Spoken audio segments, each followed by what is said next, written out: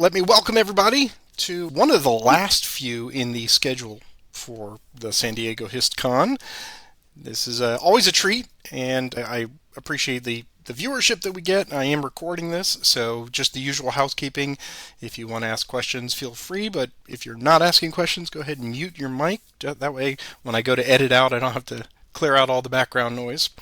My name is Patrick Pence, and this is now, I think, the third or fourth presentation I've done, and I want to thank Harold for the ongoing invitation to participate in this twice a year event, especially with the online. Unfortunately, I've not been able to get out to the in-person event. I would love to hang out with many of you that do get to be there, but we'll see what happens this November. But for those of you who don't know me, I have a namesake channel, Patrick's Tactics and Tutorials, which again, this is being recorded, and I get free content from it.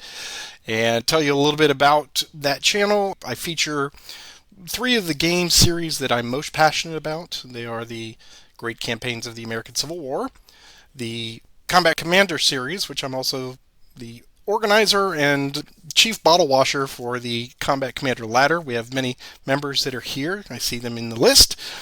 And I also been playing the Commands and Colors series, and so that means I kind of have a love affair with GMT.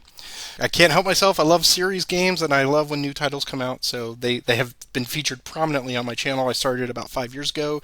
I've wrapped in some of my friends to be my opponents, and I figured, well, it gave us something to do during COVID, and I've been able to put out tutorial videos, which I originally did 12 years ago, and now just ongoing play. People can see my fumbles when I decide to execute poor strategy. If you hear a cat in the background, that is Battle Cat wanting to come in the door, but I've got to keep her at bay for the moment. Tonight we are going to be doing an introduction to fighting formations. To again circle this back, I've been playing Combat Commander since 2006, since it first came out, and sadly on my shelf of shame I do have Grossdeutschland fighting formations and the Kharkov expansion. Several things came together in wonderful serendipity to bring this to you. One was the announcement that the 29th Infantry Division is about to ship. So that was the great idea. When Harold said, you guys want to do something? You and Kai want to get together and do another great presentation? I said, this is the moment. This is it. This is my chance to actually do some fighting formations introduction. And I'm coming out this absolutely cold. Never played it. I own it. And I need to graduate up from all of my play of Combat Commander. And for all the players that decry the presence of tanks that get cobbled together in some of the scenarios, everyone says go play fighting formations so you'll get big guns and big tanks. And so that is why we're here. When Harold asked us to do this, it was totally self-serving. I reached out to Kai and I said, hey, you're about to ship the 29th Infantry Division. This would be a great time to do that. Oh, and by the way, can you take point on it and teach me how to play? So I'm doing this for my own education, but you all get to learn through me in this presentation. So we hope you will find this as useful as I'm sure I will. The instruction here, I will turn it over to Kai and let her talk a little bit about herself, but she's going to be doing we have a PDF here that I'm going to step through as she does it. For those of us of a certain age, it'll be like a film strip. When you hear the ding, I will advance the slide to the next thing. And then we have the Vassal module open, and we have a little bit of a setup, and we're going to try to get into some tussling. But again, I'm just pulling levers. I don't know what I'm going to be doing. All I have as a frame of reference is Combat Commander and my understanding of Chad's design mechanics and style. I have some pretty good indication of what's going on, but when I was putting pieces out there, I was like, oh, okay. So I've tried to read through the rules, and we will see where it gets us tonight. But I've jabbered on about myself, so let me introduce Kai Jensen, the developer, along with Chad, of this series, and you are obviously taking the significant role in the development of this right now. If you know GMT, you've heard my name. But as far as Chad's work goes, I have been his developer for 19 years with him, and for an additional 5, still continuing his games on. And I do have more work in both series, Combat Commander and Fighting Formations, that I intend to get out. So this is not the last step. This is just the next step. Getting this one out. If you want to go ahead and blow up the that PDF with the matrix, we can just rumble right on into this. So this here is it's an asymmetric matrix, and this provides the heartbeat of the game. So the highlighted formation, whatever name is on the box, in this case, the US 29th Infantry Division, have their orders organized based on their historic strengths and weaknesses. The opposing forces, in this case, Germany, is an amalgam of the forces that they faced. So it's kind of an averaging of their abilities, their tactics, because the poor 29th, if you ever follow their history, got thrown into some of the absolute worst conditions up against the SS, up against parachute troops, up against absolutely desperate people who were in a holdout position as they were headed towards the West harbors, trying to clear a supply line for the Americans, which turned out to be all for naught, as other supply closer to the actual fighting into Germany became available before they actually completed their mission. But these poor guys got thrown in against the best of the best in some cases. And so what they're facing is just an average of all those units and their abilities. The differences in training, doctrine, the supply of weaponry and reinforcements, fuel, all that kind of stuff is what creates the asymmetry.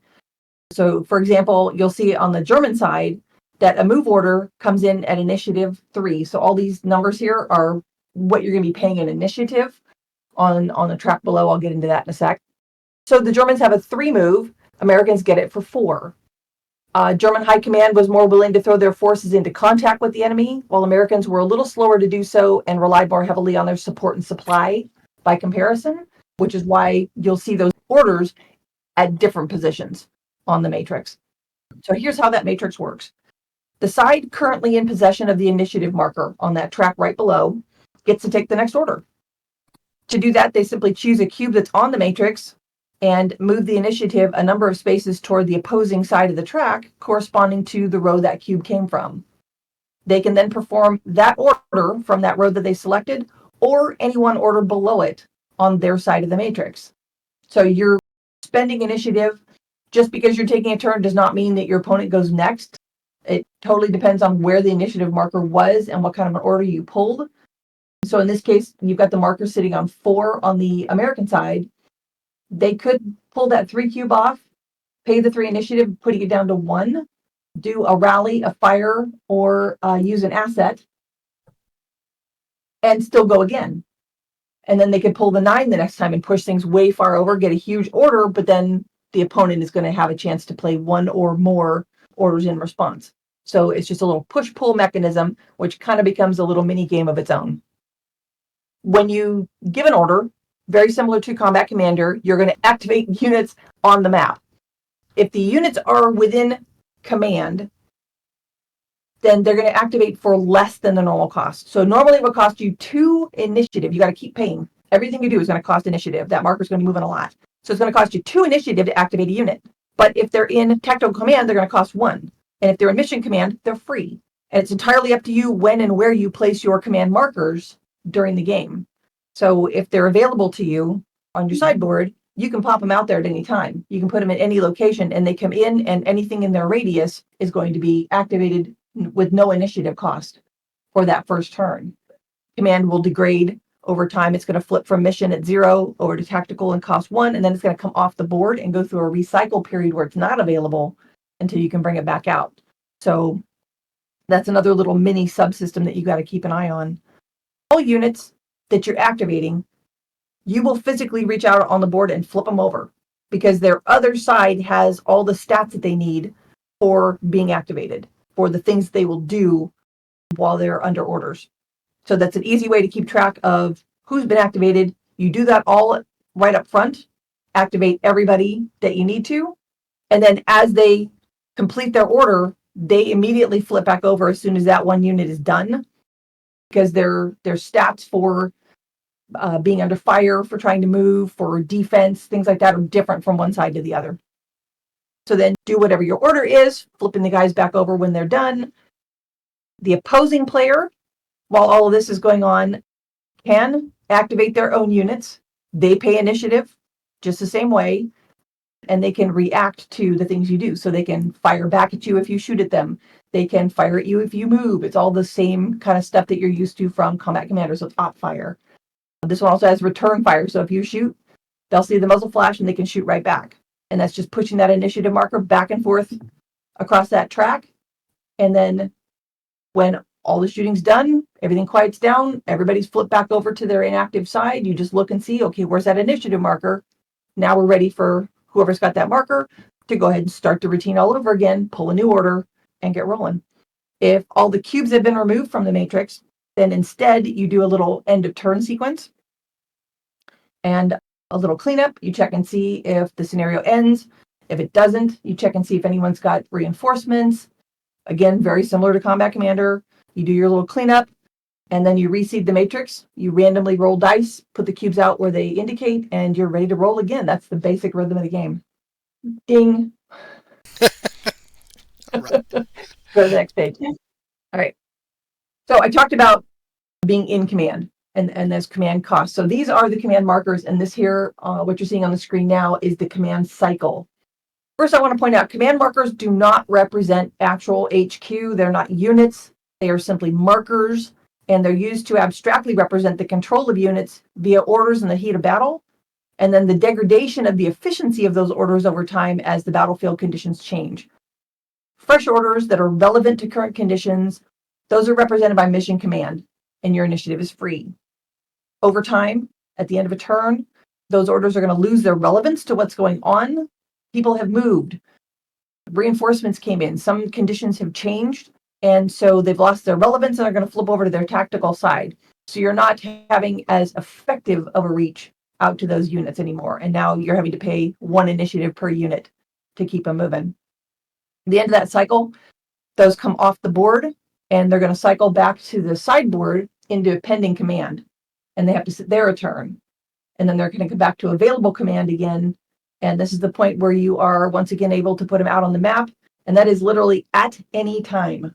Doesn't have to be your turn, doesn't have to be any particular phase, there's nothing that activates it. You can at any time say, stop, I want to place command, and take anything out of the available command and put it right out of the map. Both sides will have a predefined command radius at the beginning of a scenario, and that can be adjusted by in-game effects. So you could end up losing range on your command, but they'll range anywhere from 4 if you're really lucky, all the way down to 0. And off the top of my head, one of the things that can affect that is the sniper that happens at the end of every turn.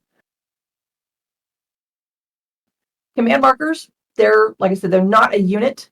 They don't move by themselves. So if you place them with a unit, or if a unit moves into their hex, they can pick them up. So command markers can be moved or advanced by any units that share their hex. They can be picked up, they can be dropped off. They cannot be voluntarily removed from the map. So if you left one sitting out there by itself and an opposing piece comes running along and jumps into that hex, they're removed from the game. You lose them. So keep track of them and keep them moving. Command markers can also allow friendly units to deploy or muster, and they can also increase your chances of rallying. So very similar to Combat Commander, where the leader values help you when you're attempting to recover. They do something similar here. And I'll get more into that later. Ding. So I mentioned before, when all the cubes have been taken off the matrix, turn ends, and both players are going to go through this entire end of turn procedure. If everybody agrees before you start the game, there are event chits that you can use, and this is where they come into play, is you just draw one and do what it says.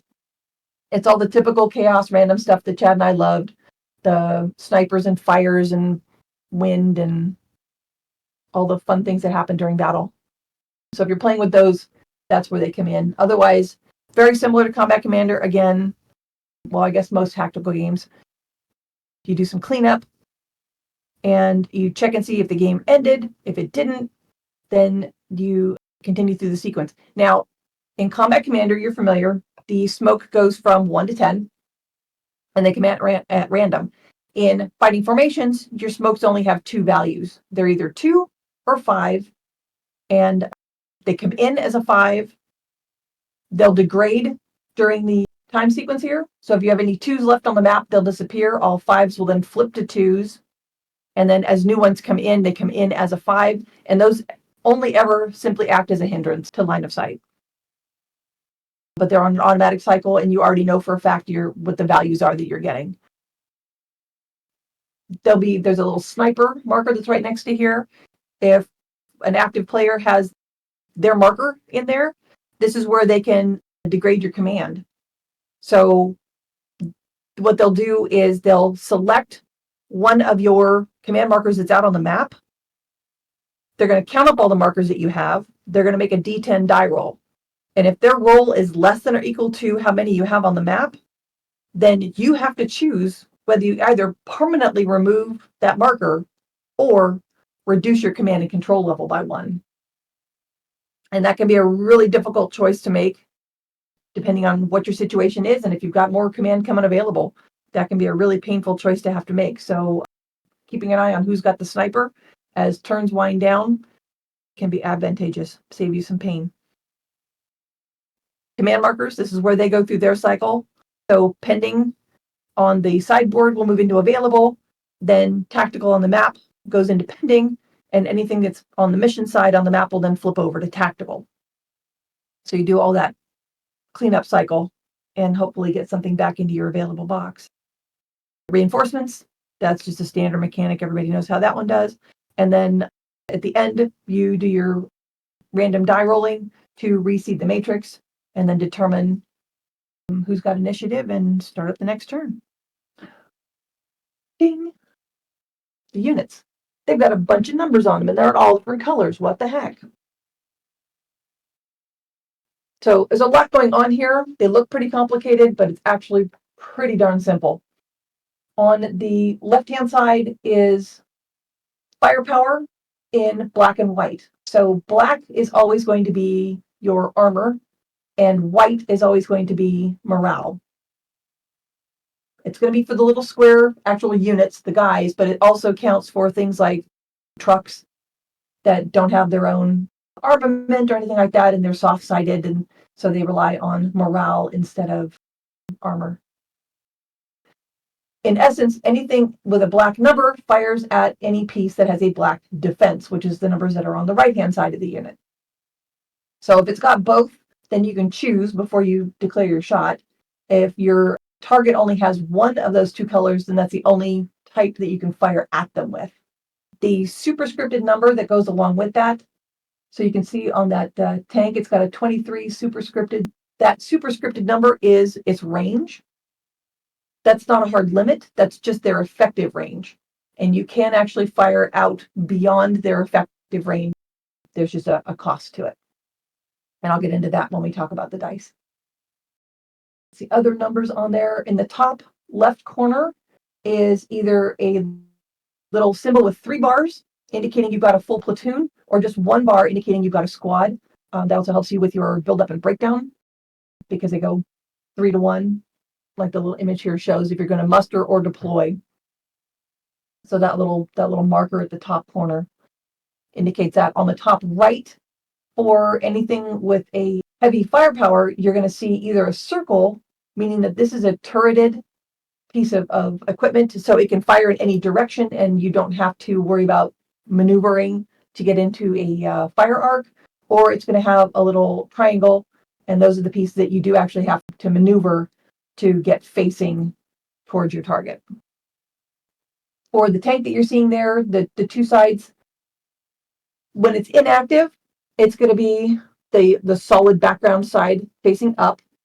And so what you're seeing in the center on that is the rate of fire. And because that's the side you use when you are op firing or return firing at an opponent. When you're actually activated to do anything, you flip it over to the side that has the white stripe.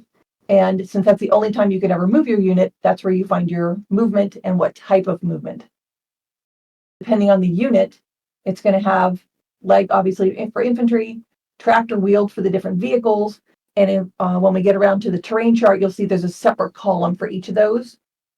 And so the different terrains have different costs. There are some terrains that are simply prohibited based on that type. The little letter next to the rate of fire. And they can be different front and back, but there's letters on some units. Those indicate special actions that unit can take. Typically, it requires discarding a card from your hand for no effect. Just you discard it in order to activate the unit to do whatever its special action is. Some of them are flamethrowers and smoke and other fun things.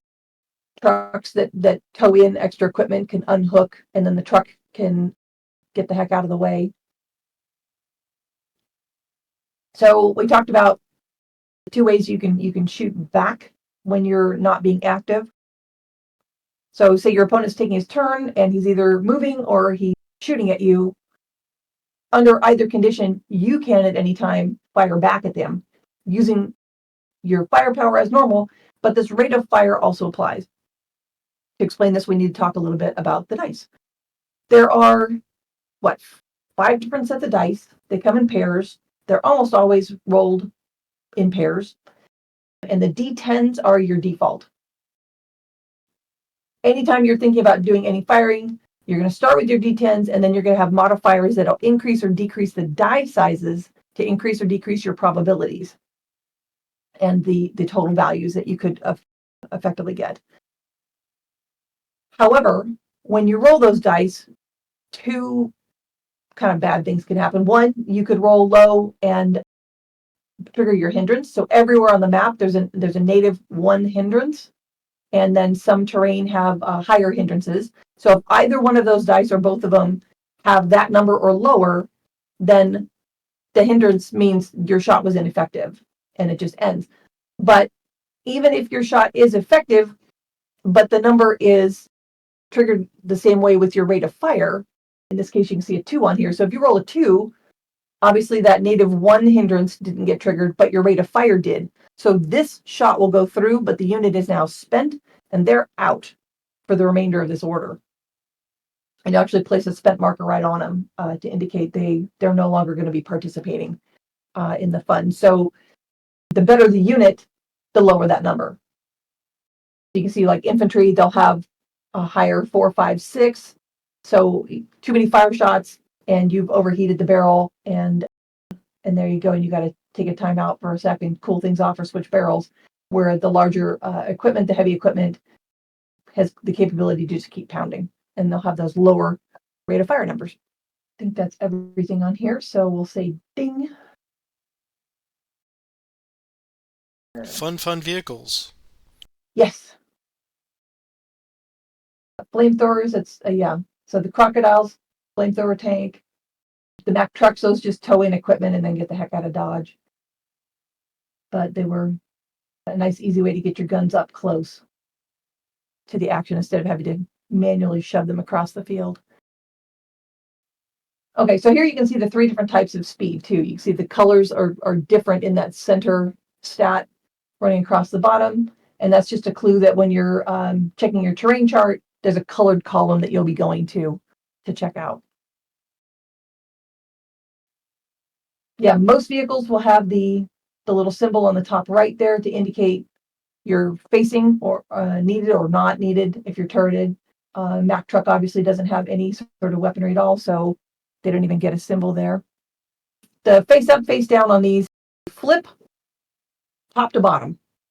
It's the easy way to flip a long counter. It's the way we found that people just naturally pick them up to begin with. So instead of having you flip them over and then turn them around every time, we simply printed the backside upside down. So when you flip them over, if you're playing on an actual board, you'll flip them on those across that long axis. When you flip them over, this indicates a couple things. So first, you have to declare who you're activating for your order, and you're going to flip them all over. So it's a visual indicator to your opponent of who's been activated, who's not. It reveals all those relevant stats for their active side, because sometimes some units will have higher firepower on one side or higher morale on one side, depending on what the unit is and what they're doing. So infantry is typically going to have a higher defense when they're not active. And that kind of makes sense. They're static, they're hugging dirt, they're not up and moving around. So when they activate, they flip over, now they're up and moving, they've just become targets, their defense gets a little lower because they're moving around where they can actually get shot at. Their special abilities will sometimes drop off, or they'll change. On the howitzer, you can see when you activate it, it picks up a secondary ability there. Instead of just the H, you get HS, which I believe adds smoke. Very important. While you're playing, every unit that you start to do whatever its order is, it has to carry out its full order before you can go activating anybody else. You can't like move part way, go move somebody else and come back and move that guy again. So as they do their movement, as soon as they're finished, you immediately flip them back over. For infantry, that's like them going to ground, trying to find cover. They've gotten as far as they can in that time period, and they're going to stop and hug dirt. And so you just flip them over, and that way you know who's already completed the activity for the turn because they're back to normal, and it also increases some of their stats. So ding, dice, and there's those lovely blue and gray dice. These are not your typical D6s. The default is, like I said, your D10s. There's going to be a series of places on player aids and throughout the rulebook where you'll see this little chart. It's going to have a bar across it to help you identify there's going to be modifiers right below it. So D10s are your default. You can get a couple of bonuses. These are all cumulative, and that will get you all the way up to a D20, which is lovely. I've got a question about these attack dice, just the way you've got this chart here. The -1D, -2D, is that referencing the size of the die? So it's going from a 10 down to a D8? Yeah, the capital D indicates die size. Gotcha. You're going to drop by an entire. So when you're starting on a D10, so say you have that first modifier, it's a -1D, you're dropping from 2D10 to 2D8. And then if you have another negative modifier, you're going to drop to 2D6. You drop any further than that, you can't even take the shot. Can't do the thing. But they're cumulative. So if you've got a 1+ and 2 minuses, you'll just cumulatively go up and down. So you go D10 plus 1 gets me to a 12, then 2 minuses. So I go down to a 10, then I go to an 8. Then you're going to grab 2D8s to make your roll. So there's a couple different places where these come in. Every time you run into it, there'll be a little chart very similar to this that'll say, just here's a reminder, here's where you're starting from. The D10s are in bold, and you're going to go up and down die sizes based on the plus D or minus D for that condition. And then wherever you end up, those are the dice you're going to roll for the effect.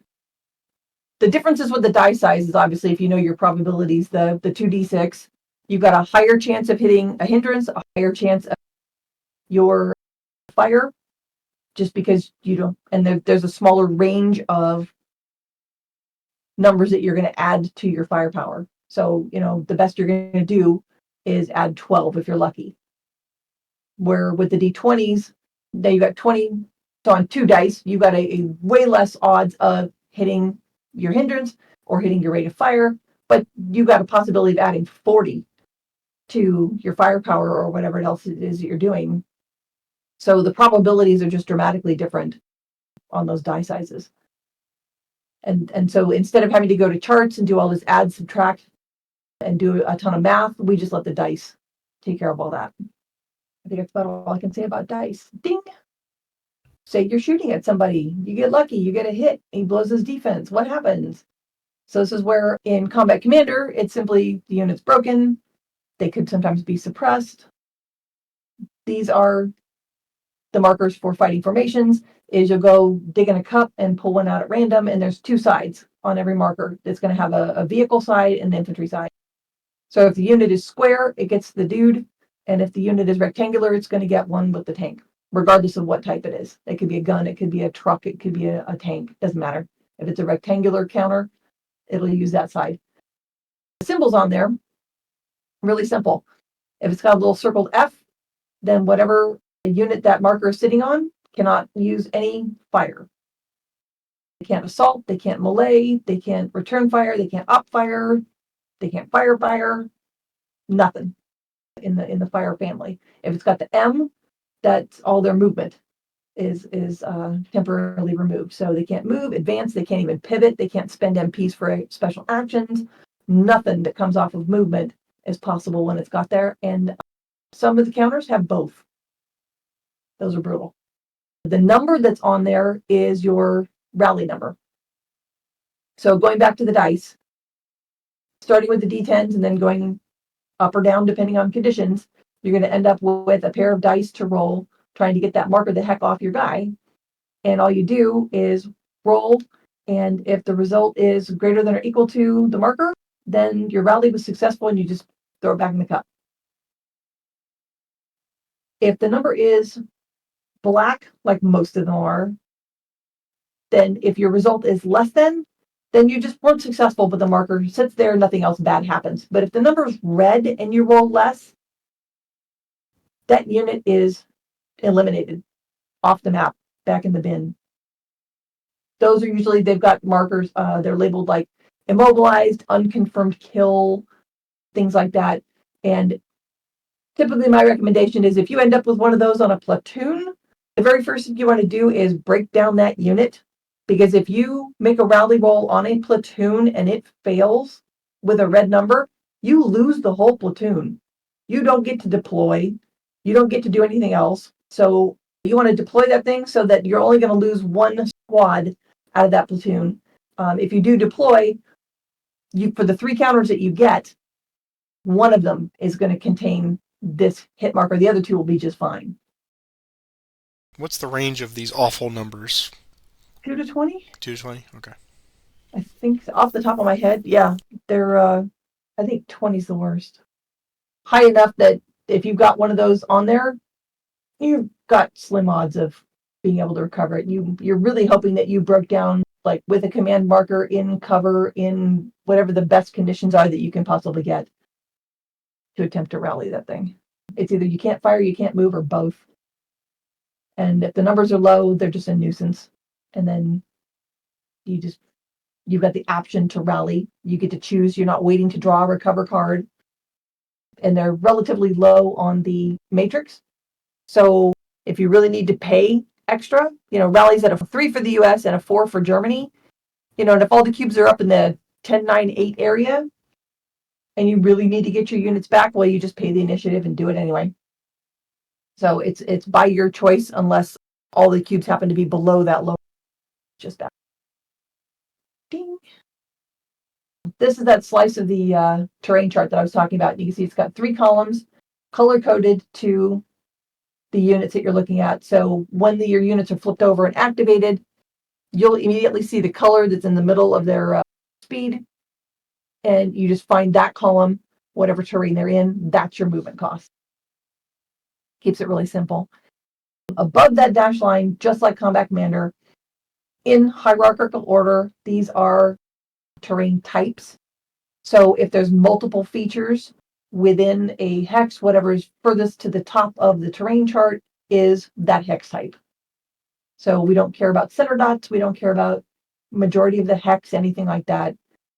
Check the terrain chart, and whatever feature that happens to be in the hex closest to the top of the chart, that's what you're looking at. Everything below the dash line is hex side, and those just have additional cost for getting up and over bocage. If you've ever seen that stuff live, it's crazy thick. It's basically like an 8 to 12 foot tall dirt berm with a hedge on top. So you got additional movement just to get over those things. Streams, tank obstacles, all the obvious.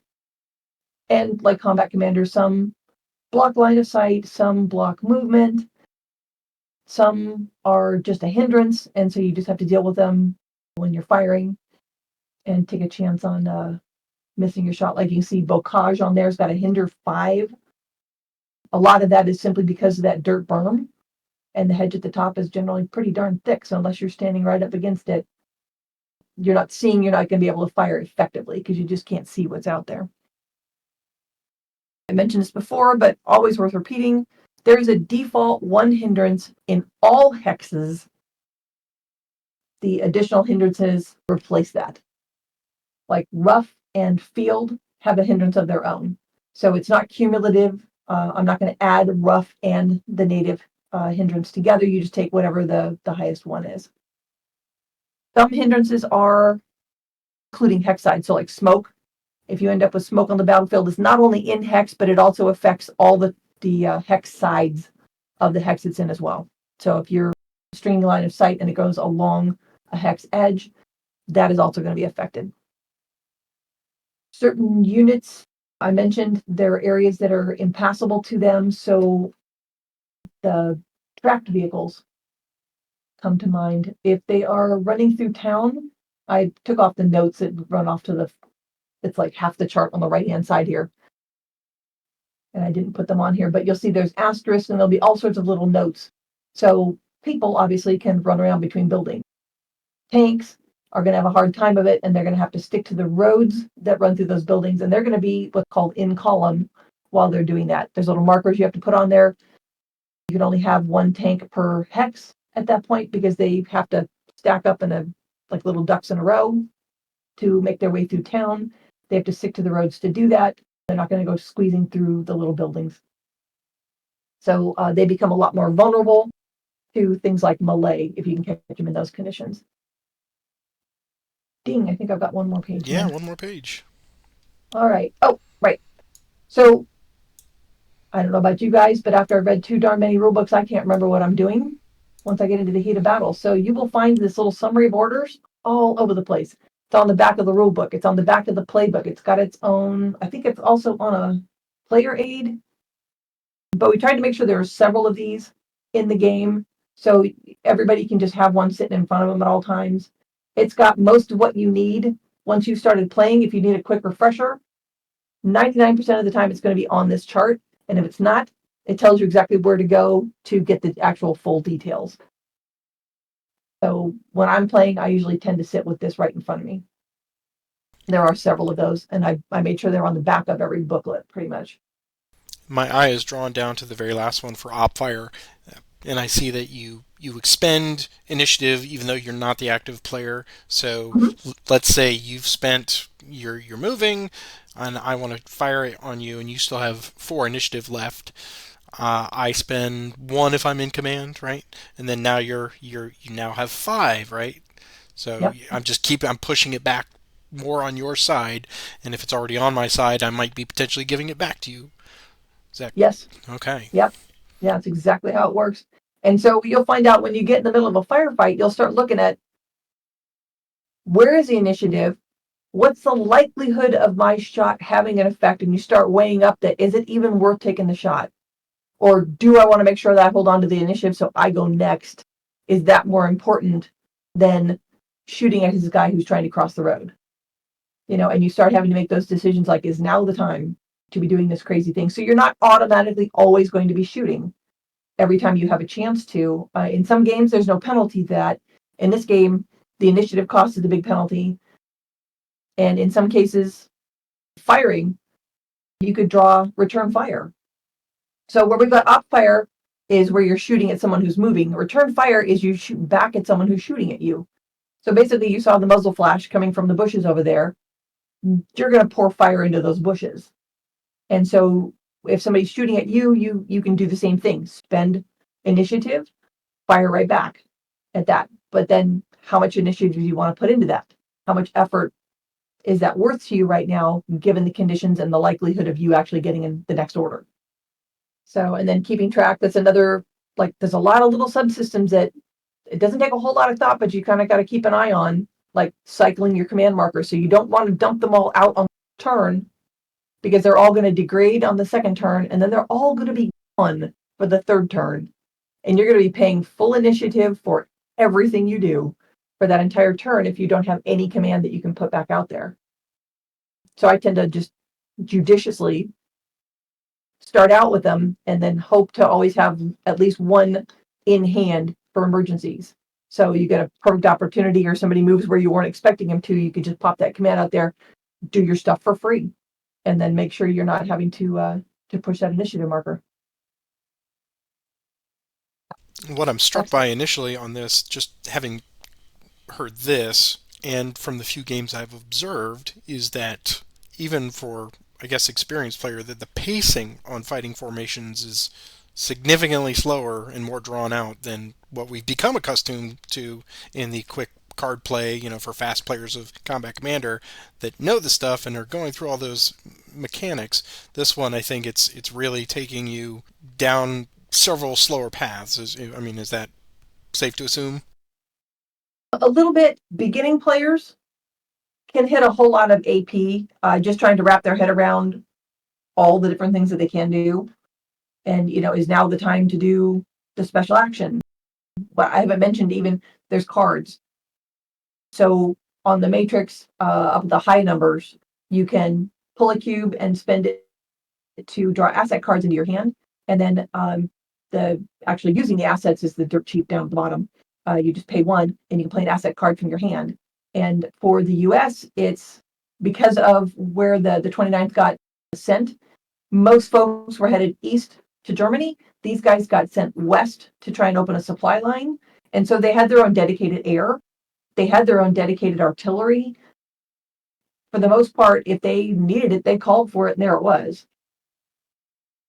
The problem was the supply was obviously not in a flowing mode at that point because they hadn't opened the harbor. And so the further they got into France, the fewer shells they had, but whatever shells they had, they could, call in if they absolutely need to have this artillery backup. And they were the only game in town for artillery. So whatever the artillery assigned to them had, it was all theirs at their discretion. So it's all on asset cards for them, and there's a lot of them. Things like their Panzerfaust and stuff like that. There's no change from the original system. This runs exactly that same system, and the only thing is there are some special abilities and some different terrain that got added for this particular box set because obviously on the other side of the world, Russia doesn't have both. So we had to add that.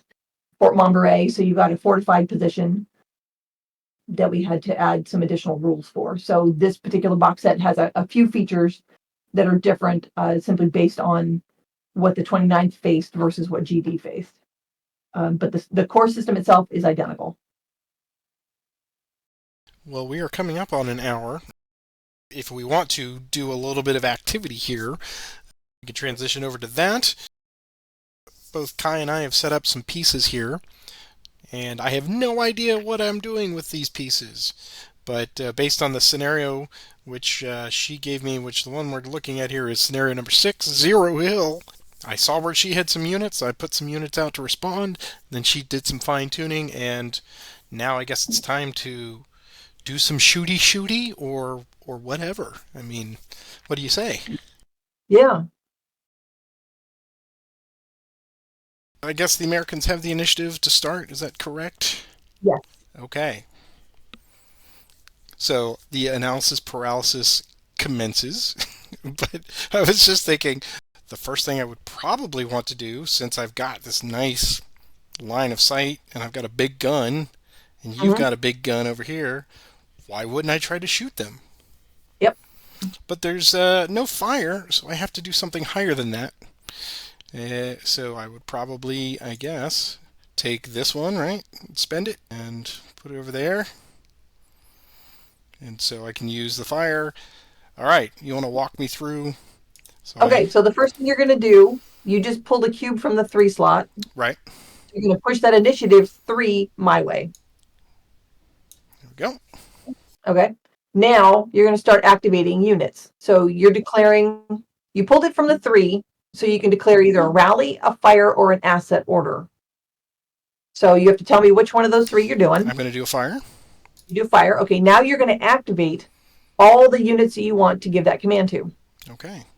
So. And as you activate them, you're going to be paying their initiative costs. So if you want to be dropping command, you've got 2 available, and you can be reducing your initiative spending. Okay. So yeah, I would potentially do. Now that was the part I was not clear on, was what's the range of the mission command? Is just. Okay. So if you look up at the top, to the right, there's a command and control track. Oh yeah, okay. Oh, there it is. All right, so that's going to show you your current radius. Gotcha. That could degrade through sniper effects. But right now you're at a 3. So anywhere you place your command marker, any unit within 3 hexes of that is going to activate for 0 cost. Great. Okay. Yeah, that seems like... Mission command sitting out, or any command marker sitting out by itself, is going to be the target for enemy activity. So if I can get a unit over there, I can permanently eliminate, and it goes back in the box, your command marker. So you generally want to drop those where you either stack it. Oh, stack it. Okay. So just like put it there. Okay.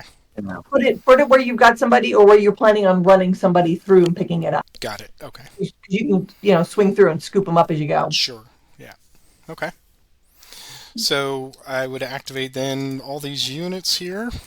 And then the thing is not to get laser focused, because you do have other people further down the map who are also in range and line of sight of other targets. Okay.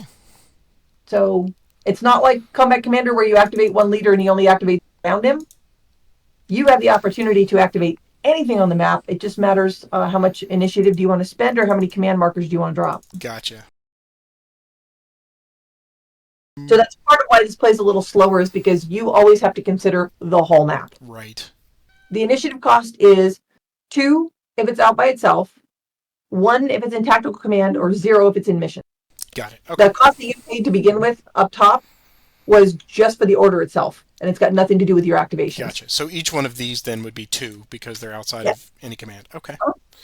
Yeah, that seems worthwhile. So. Okay. Then you flip them over and activate them, and you immediately pay their cost as you go. Okay. So that's another 4, and there you go. Okay. So it's everybody you want to activate. Yeah, I think that to kind of get things moving, let's see what happens. Okay.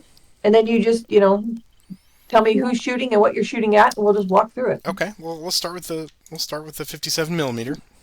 Okay. And we will shoot at these Volksgrenadier with whatever they're on. Okay. They're just sitting out in the open on the road. Your gun has a fixed fire arc indicated by that little triangle on the front right of its stripe. So you can shoot at what's in front of you, which is where I'm at. Mm-hmm. Which is why I stuck that guy out there so we could do this. Otherwise, there's no way he'd be out there by himself. If you're shooting at the armored unit, then you can choose to shoot with either armor piercing or regular rounds, HE or AP. Okay. If you're shooting at the infantry specifically, you could only fire HE at them because they've only got white defense, right? Right.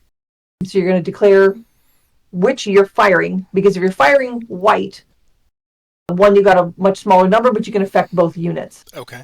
If you're trying to hit the platoon of tanks, then you're going to want to fire your AP instead, and the infantry will be unaffected. Okay. Yeah, I'll use armor piercing against your your wisp. Yep. So you got a 21 firepower, and you got 7 range. You are 1, 2, 3, 4 away, so no big deal. The range, I mentioned this before, that there are some things that you can fire beyond. So if I was sitting at 8 hexes away, you could still shoot at me, even though your range says 7. If I was at 13 hexes away, you could still shoot at me. It's just going to modify your die size. Okay. So that's where some of those modifiers come in. Is it, are you in normal range? Are you in long range? Or is it extra long? I think you can go up to 2 times out your range. So you could fire up 3 to times, I 14 think. away. 3 times. 3 times? Okay. 3 times, yeah. Let's start with 2d10. And then walk us through. Do you have any modifiers that are going to apply there? Well, from what I can see, I don't have any change to my 2d10s. Is that correct? I believe so, yeah. All right. So you'll just make a roll, and you're going to add 21. Okay, so 38. Ouch. All right. And then I'm going to have to make defense rolls. So his defense for armor is 10. The sub numbers on that I didn't mention before. The small numbers on your defense for the vehicles is your flank. So if I was facing away, I've only got 6 armor to the rear, but I've got 10 front facing. I happen to be facing forward, so I've got 10. Is there anybody else out there that's got AC/DC big guns playing in their head right now? Because it's just me? Because I just shot a big gun. Well, You now don't it's just roll playing. 2d10. Now it is. Yeah. They just roll 2d10s in defense. So. Yeah, I'm looking to see. I think I've got negative modifiers because I'm sitting out in the middle of the road here. The other thing we have to check too, your die rolls, you rolled an 8 and a 9. The only thing we have to check on that here is hindrance. Because like I said, every hex has a 1 hindrance in it. So if either one of those dice had been shot, was not happening. Oh, wow, okay. So 2, 9, 10, 21, way short. Okay, so I figured this would be the case. So this guy is hit. All right. Ooh, this is one of the bad ones. Ooh, So that's an unconfirmed kill. me likey. And I'm kidding. So you can see on there it's got the red number. That's why we called it an unconfirmed kill, because this thing is not firing, it's not moving, it's not going to be able to do anything, and my chances of rallying it are pretty darn slim. 16 out of 2d10s nominally. He's out in the open without any command around him, anything like that, so he's not going to make that roll. So at my first chance, I'm going to want to deploy that thing. And I'll have to look that up, because I know for sure that when you attempt to recover and you don't make it, the unit is eliminated. I do have to check whether you actually have a chance to deploy it at that moment or not. Nice shot. Sorry. Okay, so that was your first shot. You got multiple people who are activated. So that gun is now done. Okay. So the first thing you're going to do before anybody else does anything is that gun will now deactivate. Okay. So flip. So you just flip it back over. There you go. All right.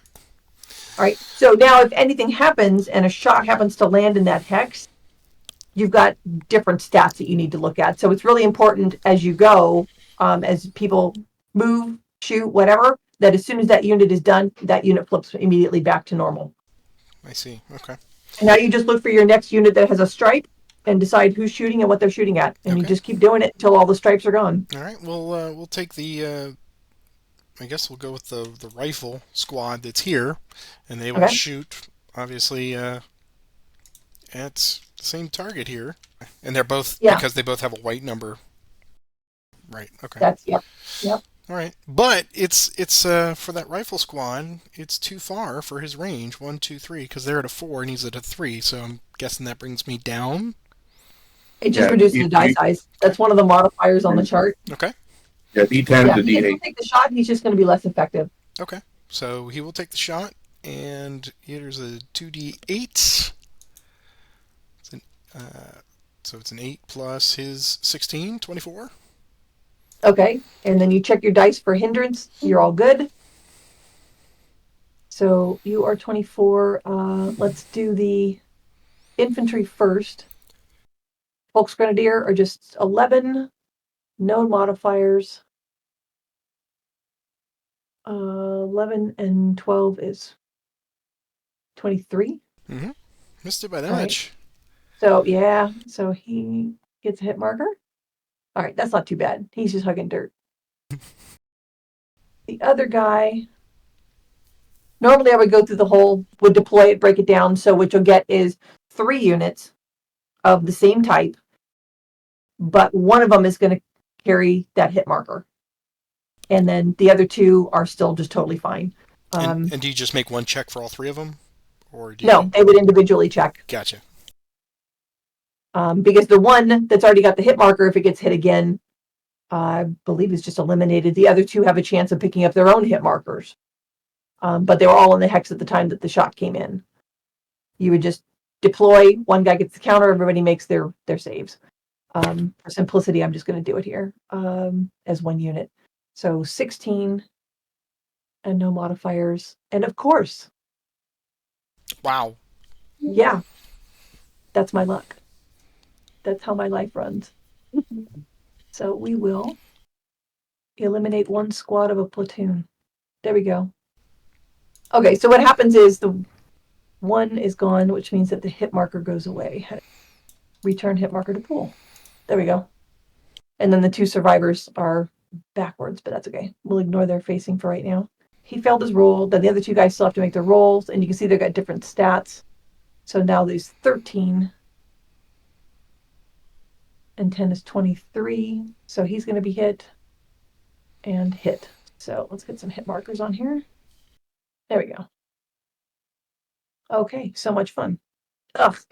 And I got another red one. Another immobilized. Yeah. You're shooting well. Oh, thank you. Well, then we will go with the heavy machine gun that's there. Well, now, Oh, no. Kai, can you not return fire on that guy?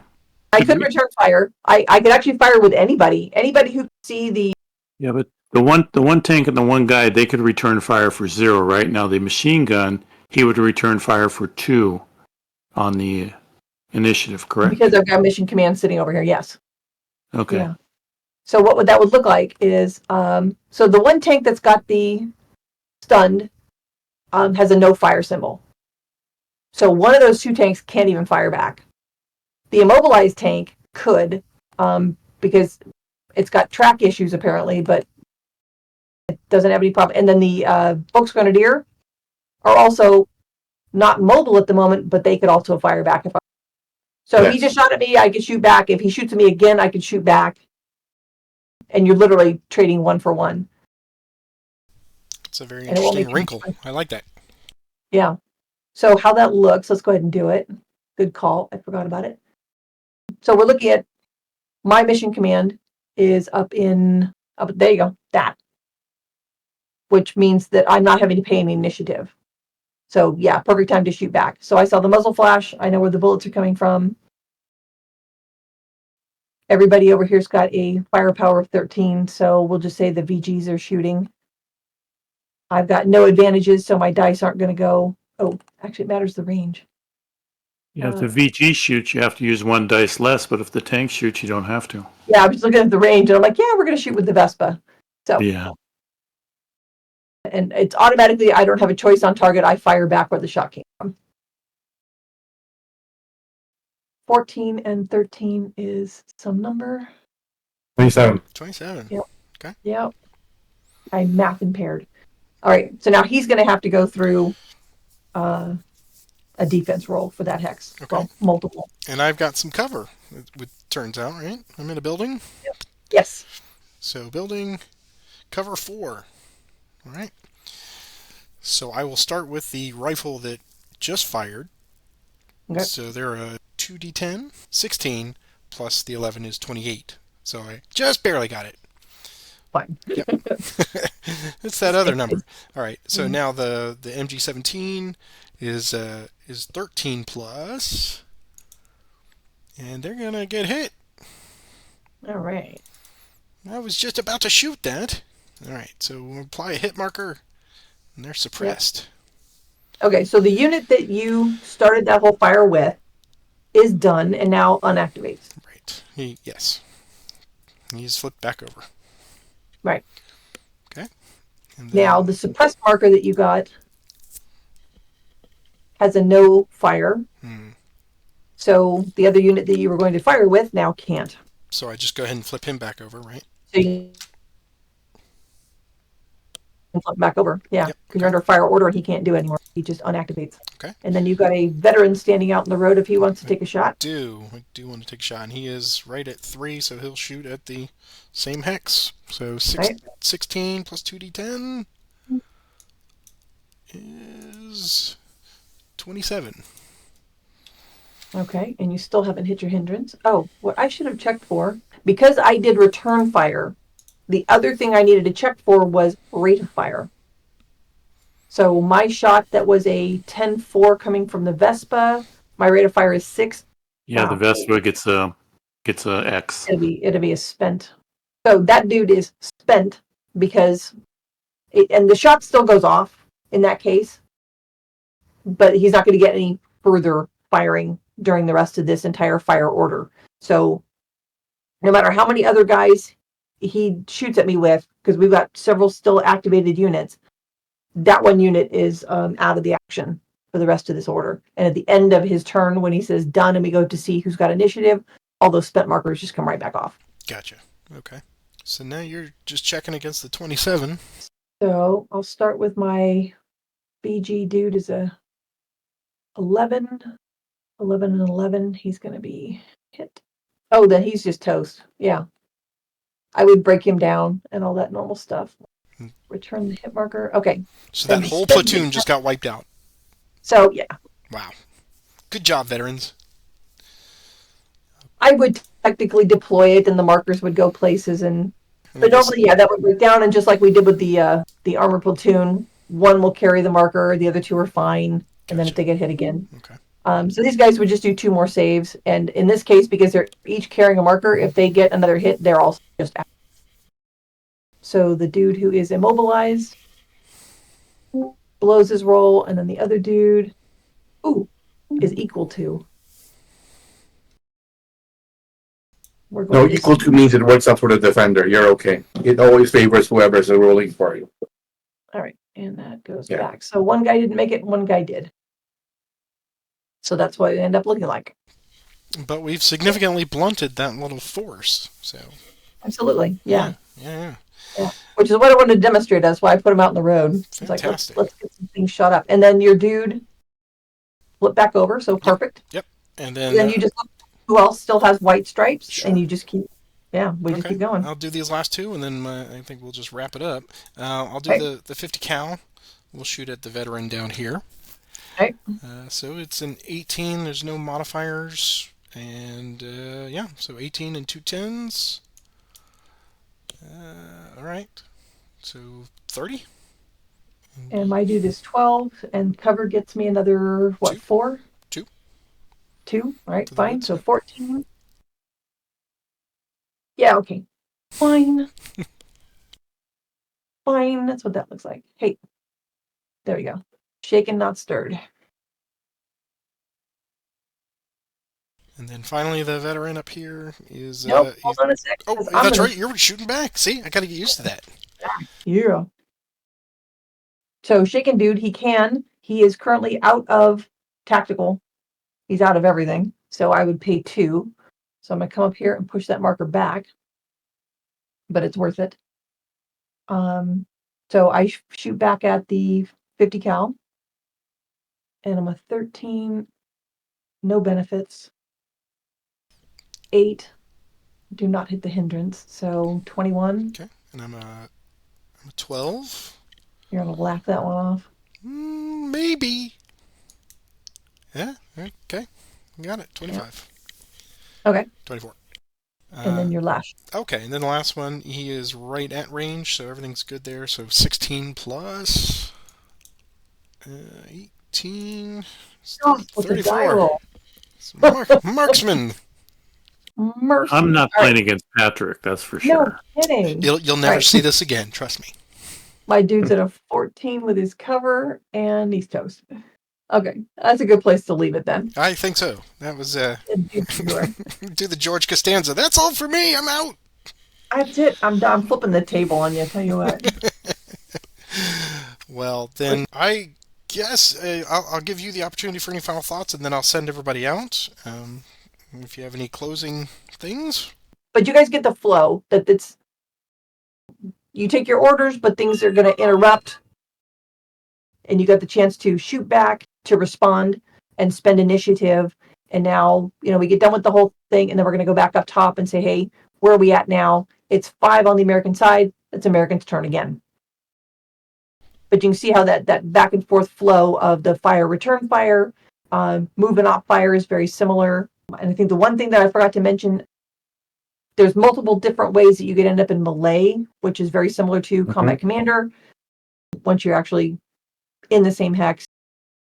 But the different movement types for the different units are what allows them to get into same hex.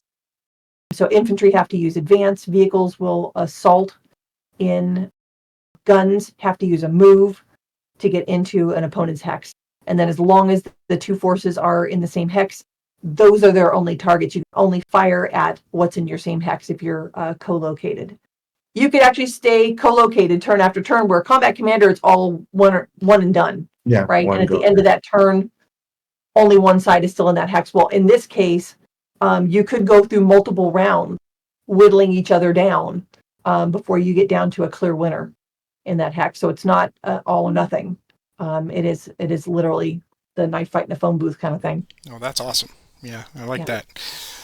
Well, cool. I want to just a few final notes for myself. First, I want to thank you, Kai, for wonderful teaching here. The fog is clearing a little bit, so I'm invigorated to get in there and really. I can't wait for this to ship and I get my copy of it, and I'm going to go through it. I also want to remind people out there two things. One, there is a Fighting Formations Discord server that one of our Combat Commander Ladder players had set up and they were using it for playtesting of all this, and I think that community is starting to grow a little bit, so we can get you in touch with them if you want to join into that. Some of you, I think, here are probably already members of that. Also, we have the Combat Commander Ladder, which many of us are members of, and we're always looking for more players. We're over 100 players, and we got about 50 games going a month, so we're 93 rounds into it, so we've got 93 of the published scenarios completed by the time you're hearing this. Also, I was completely and totally remiss in the beginning. One of the other reasons that I was inspired specifically for this one, I was less enamored with the Eastern Front stuff that the original Grossdeutschland stuff was publishing. The reason I'm really into this is because the 29th Infantry, and for those of you who know Joe Balkowski, who created the Great Campaigns of the American Civil War series, he is the official historian for the Maryland National Guard, but most prominently he's written 5 different books about the 29th Infantry and all of D-Day, so if you get a chance, go check those out, especially in conjunction with this. When you're playing with this, you'll get a lot of great historical information, and so that's why I was also inspired to really jump into this. So I'm super happy that you and Chad had decided to go that route with the next evolution of this. Joe sent us one of his books. Of course he did. He's a great guy. We were talking online about we need books that have the granularity of detail to extract the data that we needed. And Joe heard about this from a friend of ours. And the next thing we know, we got a book in the mail. And we're like, what the heck? And we started reading and we're like, this is it. Read the entire series. Oh, absolutely. Yeah. It's fabulous. Start with Beyond the Beachhead, and then you just follow the 29th all the way to the end of the war. It's really great stuff. Yeah, very. And I want to thank everybody that's out there. At one point I saw we had 30 attendees tonight, so thank you very much for your attendance.